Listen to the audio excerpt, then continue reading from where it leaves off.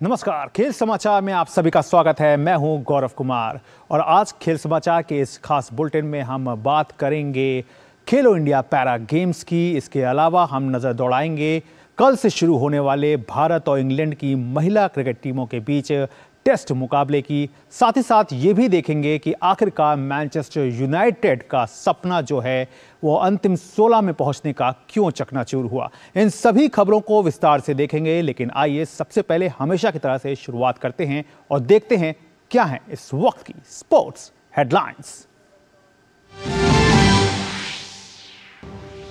T20 series के बाद अब टेस्ट में बेस्ट बनने के लिए कल से भारत और इंग्लैंड की महिला क्रिकेट टीमों के बीच होगी भिड़ंत। नवी मुंबई के डीवाई पाटिल स्टेडियम में खेला जाएगा इकलौता मुकाबला। भारतीय टीम 9 साल बाद टेस्ट खेलेगी अपनी सरजमी पर।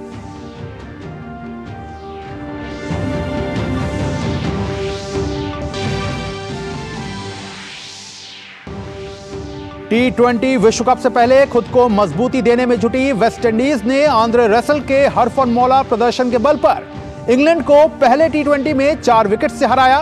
5 मैच की सीरीज में बनाई 1-0 की बढ़त।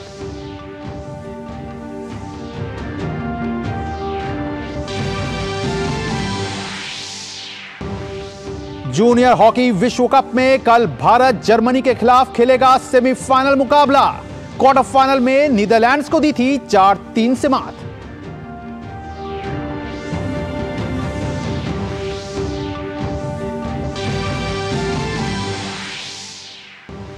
खेलो इंडिया पैरा गेम्स में युवा खिलाड़ियों का दमदार प्रदर्शन जारी। महिलाओं के डिस्कस थ्रो में महाराष्ट्र की यूए सीताराम ने जीता स्वर्ण, तो वहीं पुरुषों की पैरा पावर लिफ्टिंग के 65 किलोग्राम वर्ग में हरियाणा के अशोक ने जमाया स्वर्ण पदक पर कब्जा।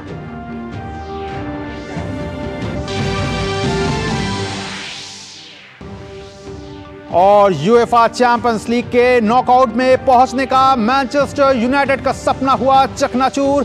बायर्न म्यूनिख के हाथों मिली 1-0 से हार।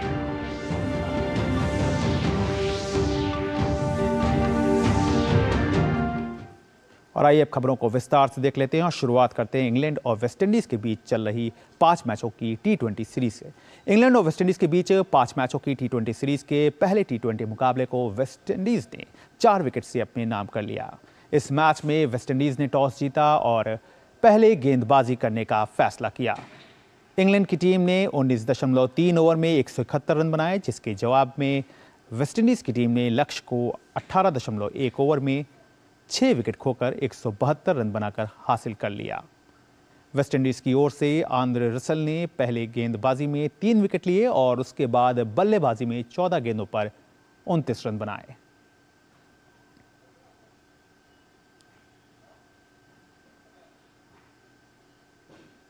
भारत और इंग्लैंड की महिला क्रिकेट टीमों के बीच कल से नवी मुंबई के डीवाई पाटिल स्टेडियम में इकलौते टेस्ट मुकाबले की शुरुआत होगी।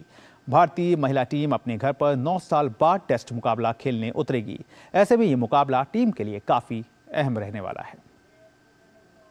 इंग्लैंड की महिला क्रिकेट टीमों के बीच गुरुवार से नवी मुंबई के डीवाई पाटिल स्टेडियम में एकमात्र टेस्ट मुकाबले की शुरुआत होगी। भारतीय टीम को इंग्लैंड के हाथों T20 सीरीज में हार का मुंह देखना पड़ा था। ऐसे में हरमनप्रीत कौर के नेतृत्व में टीम टेस्ट में बेस्ट बनने के इरादे के साथ सामने होगी।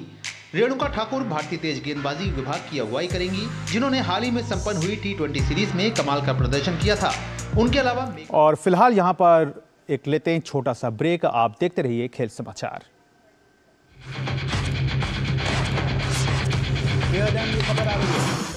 ब्रेकिंग न्यूज की रेस से हटकर हम लेकर आते हैं आपके लिए सार्थक, सकारात्मक और प्रेरणादायी खबरें सिर्फ हाथ से नहीं होते, खबरें अच्छी भी होती हैं जो देती है हौसला, बढ़ाती है आत्मविश्वास।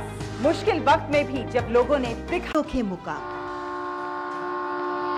उज्जवल भविष्य के स्वप्न के साथ उन्मुक्त गगन में भरी उड़ान, बाधाओं के बंधन काटकर साबित की अपनी पहचान।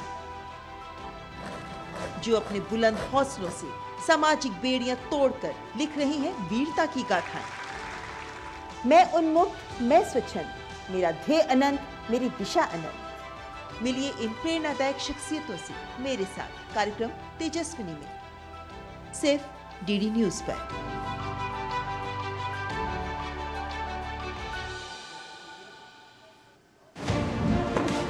दुनिया की बिसात, शहमात का खेल, वैश्विक कूटनीति, सियासी तालमेल, उभरती नई विश्व व्यवस्था, पर्यावरण, अर्थव्यवस्था, ग्लोबल वार्मिंग ही नहीं, ग्लोबल वार्निंग भी।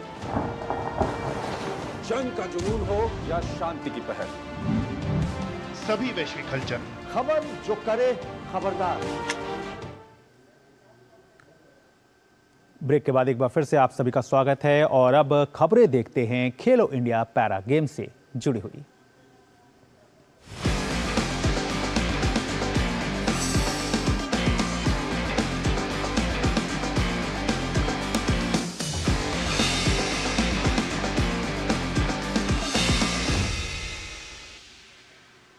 खेलो इंडिया पैरा गेम्स में आज जैवलिन थ्रो F46 इवेंट में उत्तर प्रदेश के अजीत सिंह यादव ने स्वर्ण पदक जीता। रजत पदक हरियाणा के दीपक ने और कांस्य पदक उत्तर प्रदेश के रवि कुमार ने जीता।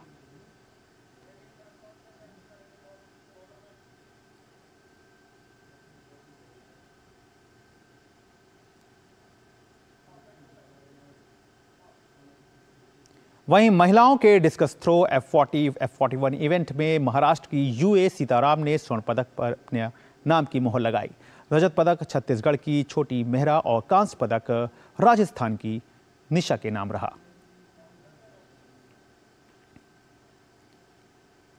वहीं पुरुषों की पैरा पावर लिफ्टिंग के 65 किलोग्राम वर्ग में हरियाणा के अशोक ने स्वर्ण पदक जीतने में सफलता पाई। तमिलनाडु के वी सर्वानन विजयन ने रजत पदक और गुजरात के अरविंद मकवाना ने कांस्य पदक को अपने नाम किया।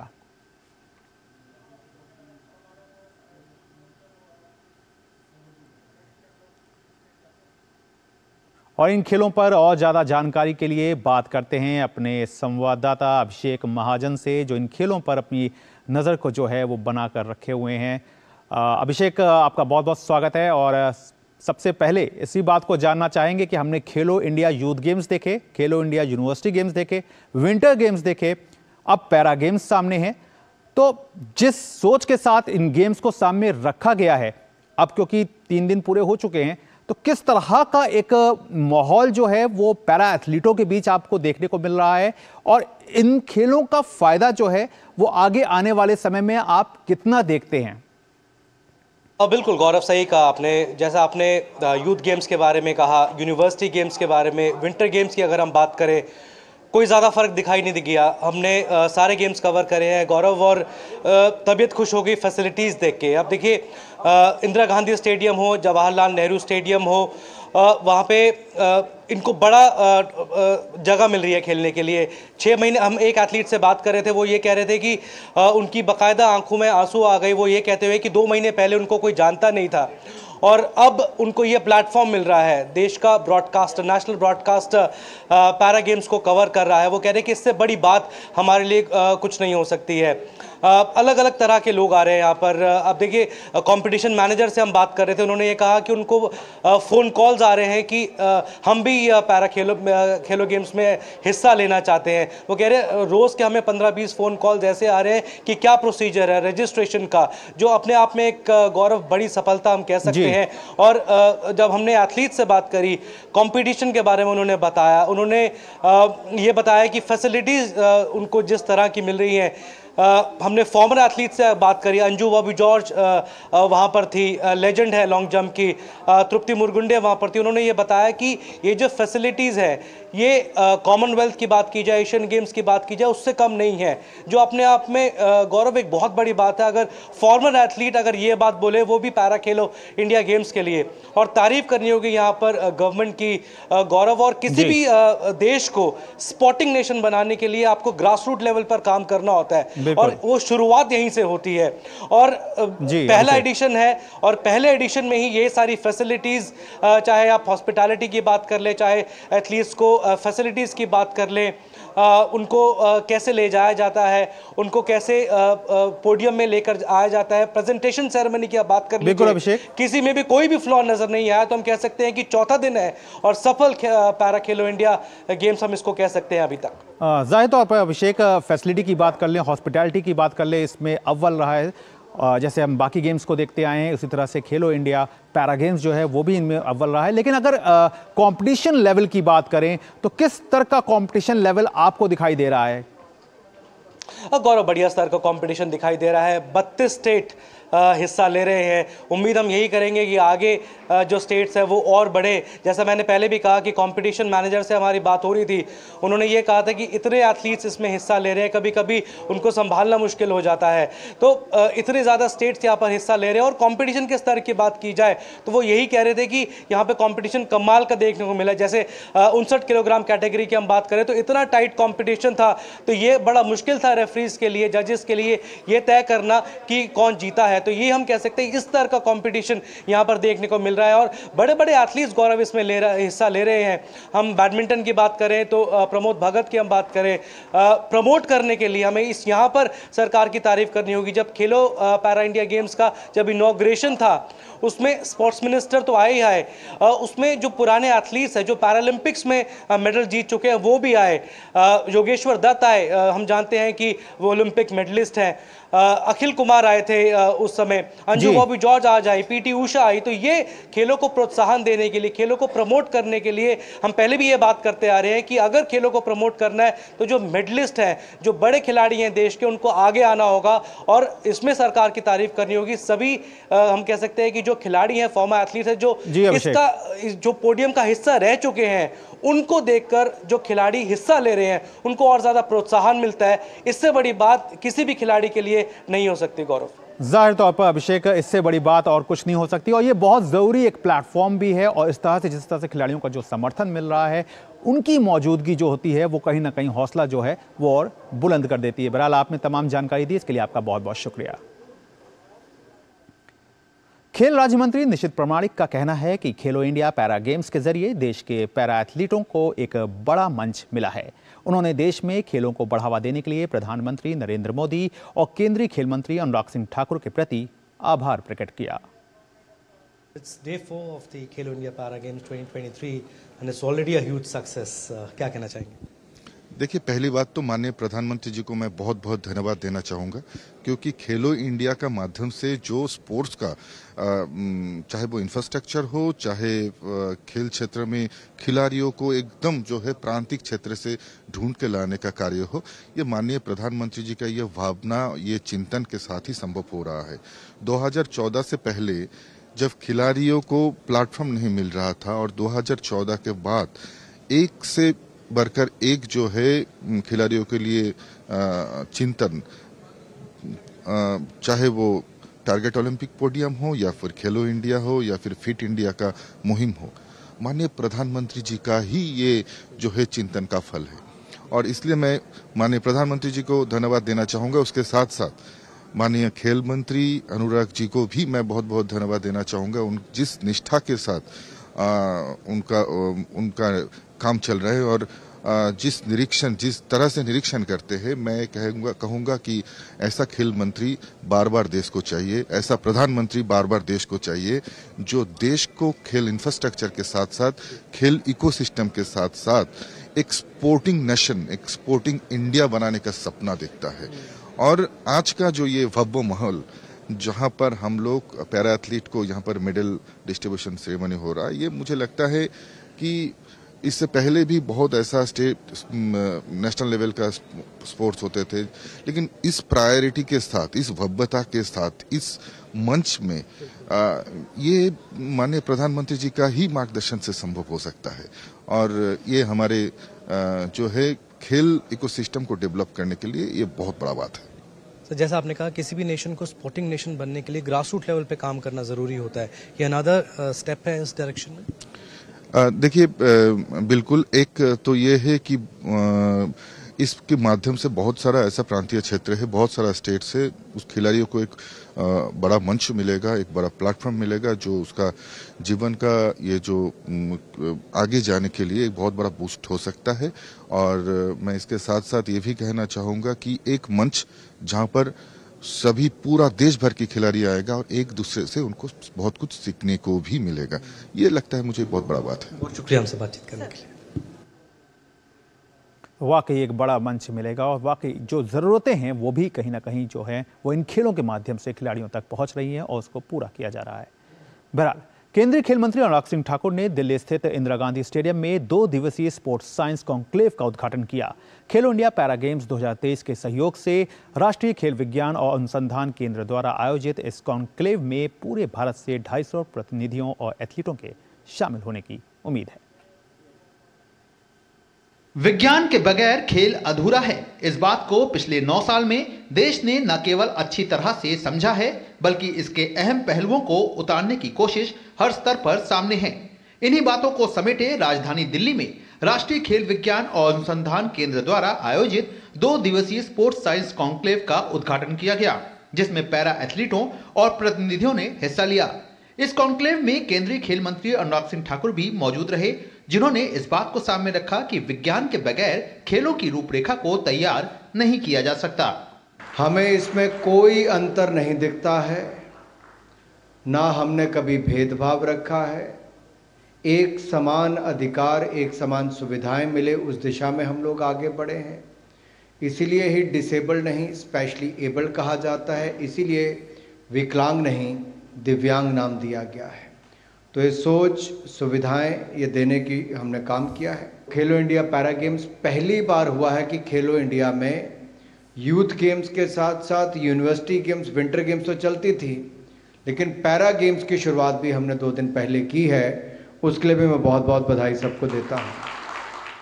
केंद्रीय खेल मंत्री ने कहा कि टॉप स्कीम के तहत खिलाड़ियों का सारा खर्च भारत सरकार वहन करती है। साथ ही एलीट खिलाड़ी को 6 लाख रुपए जेब खर्च अलग से दिया जाता है। टारगेट ओलंपिक पोडियम स्कीम, जिसमें रहना, खाना, ट्रेनिंग, सारा खर्चा भारत सरकार वहन करती है और एलीट खिलाड़ी को 6 लाख रुपया जेब खर्च अलग से देती है और जो डेवलपमेंट एथलीट है उसको 3 लाख रुपया खर्चा अलग से देती है। बाकी रहना, ट्रेनिंग, सारा खर्चा भारत सरकार वहन करती है। इसी तरह से ही पैरा स्पोर्ट्स पर पेरिस साइकिल के लिए अक्टूबर 2021 तक और 2021 से लेके अब तक हमने 52 करोड़ रुपए अब तक खर्च किया है और आगे जो भी जरूरत पड़ेगी उसमें कोई कमी नहीं आने दी जाएगी। निश्चित रूप से स्पोर्ट्स साइंस एक ऐसा विषय है जो कि खिलाड़ियों की बेहतरी के लिए एक सतत प्रक्रिया के तौर पर सामने है।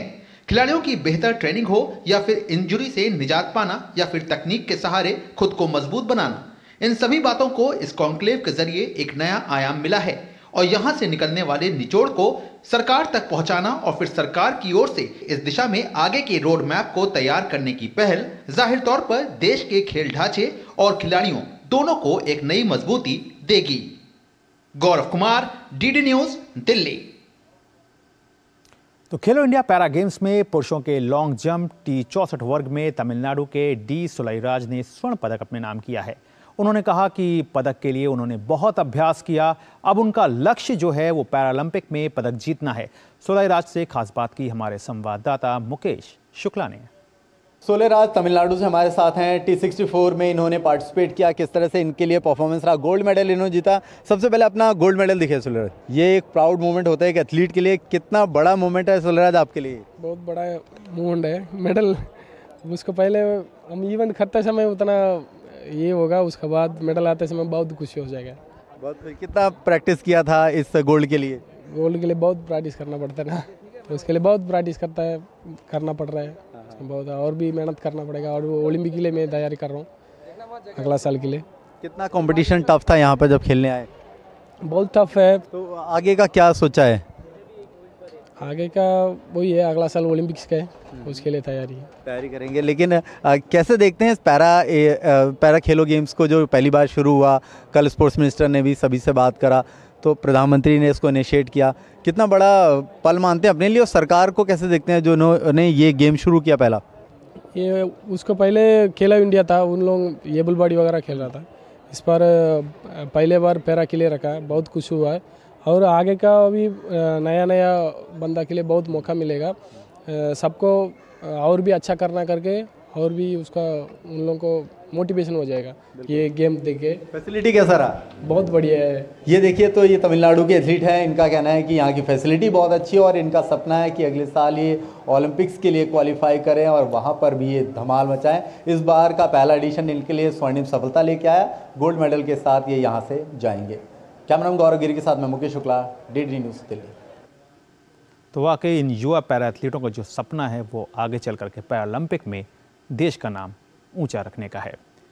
अब बात कर लेते हैं ओडिशा के गदाधर साहू ने पैरा पावर लिफ्टिंग में स्वर्ण पदक अपने नाम किया। गदाधर साहू ने एक रेल दुर्घटना में अपने दोनों पैर जो थे वो गंवा दिए थे। हालांकि उन्होंने अपने जज्बे से एक मिसाल पेश की है। उनसे खास बात की हमारे संवाददाता अभिषेक महाजन ने। खेलो इंडिया पैरा गेम्स 2023 का चौथा दिन है और men's 59 kg category power lifting में गोल्ड मेडल विजेता गदाधर साहू हमारे साथ हैं। सबसे पहले बहुत मुबारक, बधाई आपको गोल्ड मेडल जीतने के लिए। कितना बड़ा मेडल है, पहला पैरा खेलो इंडिया गेम्स हो रहा है, क्या कहना चाहेंगे? वहाँ तो पहले बार होता है खेलो इंडिया पैरा गेम्स, बहुत बड़ा इवेंट है और नेशनल गवर्नमेंट को अशेष धन्यवाद है, इतना अरेंजमेंट किया है पैरा एथलेटिक के लिए। बहुत वहाँ से स्कोप मिलता है और नीचे वाला खिलाड़ी को भी आगे जाने के लिए वो बहुत बड़ा इवेंट है। यहाँ की फैसिलिटीज के बारे में आप क्या कहना चाहेंगे? अरेंजमेंट जो मिल रहा है, फैसिलिटीज, रहने की जगह, उसके बारे में जो सरकार की तरफ से अरेंजमेंट किया गया है उसके बारे में क्या कहना चाहेंगे? जी, वहाँ तो खेलो इंडिया पे बहुत यूनिक है, रहने के लिए, खाने के लिए, जो कुछ एटमॉस्फेयर बहुत अच्छा है। नेशनल गवर्नमेंट को आपका जरिया में अशेष धन्यवाद है। मैं उड़ीसा से बोल रहा हूँ, नवीन सरकार जी को भी अपना जरिए से अशेष धन्यवाद दूंगी। सभी का एक लक्ष्य होता है, आपका क्या लक्ष्य है? अल्टीमेट एम क्या है कि ये अचीव करना है मुझे? नहीं, अभी तो इतना बड़ा इवेंट हो रहा है। पहले मैं छोटा इवेंट में खेलता रहता था, लेकिन अभी जो स्कोप मिलता है नवीन सरकार जी देता है हमारा खेलो कलिंग स्टेडियम पे, और जो भी आएगा आगे जाने के लिए बहुत मन करेगा, इसलिए मैं इतना दूर आया है। लेकिन हम जो गांव पे जो एटमॉस्फेयर में जो तैयार करते हैं खुद को, उसका बाद जो नेशनल का खिलाड़ी बनता है वो तो जरूरी है, उसमें है जज्बा है। लेकिन हमारा भी ट्रेन पे 2 पैर कट गया है, उसका बाद भी वो दुख को, वो परेशान को पीछे हटा के मैं आगे आया है। क्या कि अन्य खिलाड़ी को दिखाने के लिए, आइकॉन होने के लिए, डिजेबल के लिए, दिव्यांग जनों के लिए, इसलिए मैं उड़ीसा गवर्नमेंट और नेशनल गवर्नमेंट को अशेष धन्यवाद देता हूँ। आपके जज्बे को सलाम। आपने जो हिम्मत दिखाई, जो मेहनत करी और यहाँ पर गोल्ड मेडल जीतना, ये आपने कहा कि आपके लिए काफी बड़ा है। बाकी पैरा एथलीट्स को क्या कहना चाहेंगे कि हिम्मत ना हारे? जी, वो करने के लिए चाहता हूँ पैरा खिलाड़ी को, जो भी दिव्यांगजनों को, मन और दिल और दिमाग को स्ट्रांग करके आगे बढ़ना चाहिए। जो करो दिल से करो, अच्छा से करो, वो आप अपना सक्सेस पहुंच जाएंगे सर। जय जगन्नाथ। तो अब खेलो इंडिया पैरा गेम्स से अब रुक कर लेते हैं जूनियर हॉकी वर्ल्ड कप का। मलेशिया में खेले जा रहे पुरुषों के जूनियर हॉकी विश्व कप में भारतीय टीम ने इससे पहले मंगलवार को नीदरलैंड्स को रोमांचक मुकाबले में 4-3 से हराया था। लेकिन अब भारतीय टीम कल जो है वो जर्मनी के खिलाफ अपना सेमीफाइनल मुकाबला खेलेगी। नीदरलैंड्स के खिलाफ भारतीय टीम का शानदार खेल देखने को मिला था और टीम ने 0-2 से वापसी करते हुए मुकाबले को 4-3 से अपने नाम किया था। भारतीय टीम इस टूर्नामेंट में अच्छे रंग में दिख रही है। नीदरलैंड से पहले टीम ने कनाडा के खिलाफ भी दमदार जीत दर्ज की थी। भारतीय महिला बैडमिंटन जोड़ी अश्विनी पोनप्पा और तनिषा क्रास्टो ताज़ा BWF रैंकिंग में 4 पायदान के फायदे के साथ 24वें स्थान पर पहुंच गई हैं। 34 वर्ष की अश्विनी और 20 साल की तनिषा ने इस साल जनवरी में साथ खेलना शुरू किया था। दोनों ने रविवार को गुवाहाटी मास्टर्स में ताइवानी जोड़ी को सीधे गेम में हराकर दूसरा सुपर 100 खिताब और तीसरा महिला युगल खिताब जीता। इससे पहले अश्विनी पोनप्पा और तनिषा क्रास्टो लखनऊ में सैयद मोदी अंतर्राष्ट्रीय सुपर 300 टूर्नामेंट में उपविजेता रही थी।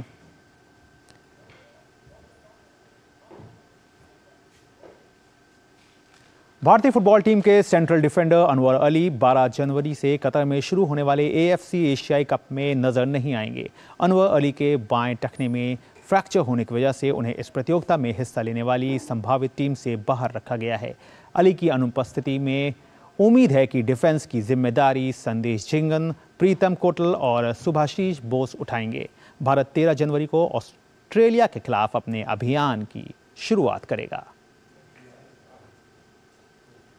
और बात कर लेते हैं चैंपियंस लीग की। चैंपियंस लीग में मैनचेस्टर यूनाइटेड को बायर्न म्यूनिख के हाथों 0-1 से हार का मुंह देखना पड़ा। इस हार के साथ ही मैनचेस्टर यूनाइटेड की चैंपियंस लीग के अंतिम 16 में जगह बनाने की उम्मीदें जो हैं वो खत्म हो गई। मंगलवार देर रात खेले गए इस मुकाबले में दूसरे हाफ में 70 मिनट में बायर्न की ओर से किंग्सले कोमान ने गोल दागकर 1-0 से मुकाबला अपने नाम किया। तो आप देखिए ये रिपोर्ट और हमें दीजिए इजाजत। नमस्कार। मंगलवार की रात मैनचेस्टर यूनाइटेड के लिए बेहद निराशा भरी रही। चैंपियंस लीग के ग्रुप चरण में खेले गए मैच में मैन यू को बायर्न म्यूनिख के हाथों 0-1 से हार झेलनी पड़ी। इस हार के साथ ही मैनचेस्टर यूनाइटेड की चैंपियंस लीग के अंतिम 16 में जगह बनाने की उम्मीदें खत्म हो गईं। मंगलवार देर रात खेले गए रोमांचक मैच के बीच पहले हाफ में एक भी गोल नहीं हो सका। इसके बाद दूसरे हाफ के 70वें मिनट में बायर्न की ओर से किंग्सले कोमान ने मैन यू के गोल पोस्ट में गेंद भेजकर टीम की जीत पक्की कर दी। जीत के बाद बायर्न म्यूनिख के कोच थॉमस ट्यूशेल ने कहा कि ये मैच सर्वश्रेष्ठ प्रदर्शनों में से एक था। हाँ, अगर आपको लगता है कि ये आसान था तो बता दूं कि ये कभी भी आसान नहीं था। हम कभी भी पूरी तरह से सहज नहीं थे, लेकिन मुझे लगता है कि हम जीत के हकदार थे। हमें एक प्रतिक्रिया की जरूरत थी, हमें एक प्रतिक्रिया मिली। हम अच्छी ऊर्जा के साथ खेले और पिछले मैच की तुलना में बहुत अधिक आक्रामक और बहुत उच्च स्तर का खेले। ये 90 मिनट ग्रुप चरण में हमारे सर्वश्रेष्ठ प्रदर्शनों में से एक था और हम जीत के हकदार थे। वहीं मैनचेस्टर यूनाइटेड के मैनेजर एरिक टेन हैग ने ग्रुप चरण में खेले गए मुकाबलों पर कहा कि नतीजे निश्चित तौर पर निराश करने वाले हैं। हाँ, मुझे लगता है कि ग्रुप चरण के मैचों में हमारे पास मौके थे, हम जीतने की स्थिति में थे। मुझे लगता है कि हमने कई गोल किए, लेकिन फिर भी हमें ये देखना होगा कि हमने इसे व्यक्तिगत त्रुटियों के कारण गंवा दिया। हमने विपक्षी टीम को वापसी करने का अवसर दिया, लेकिन यदि आप इसका आकलन करते हैं तो हमारे पास बहुत अच्छे स्पेल थे, लेकिन हमें बेहतर प्रदर्शन करना होगा। निश्चित रूप से निराश करने वाला है। हाँ, एक टीम के रूप में हम निराश हैं और एक मैनेजर के रूप में मैं निराश हूँ। भी आसान नहीं था, हम कभी भी पूरी तरह से सहज नहीं थे। अगर अंक तालिका की बात करें तो ग्रुप ए में मैनचेस्टर यूनाइटेड ने केवल एक मैच में जीत हासिल की है और ये टीम 4 अंक के साथ अंतिम स्थान पर कायम है। वहीं ग्रुप चरण में अब तक अजेय रही बायर्न म्यूनिख 5 मुकाबलों में जीत के साथ पहले पायदान पर स्थित है। Sports desk, DD news.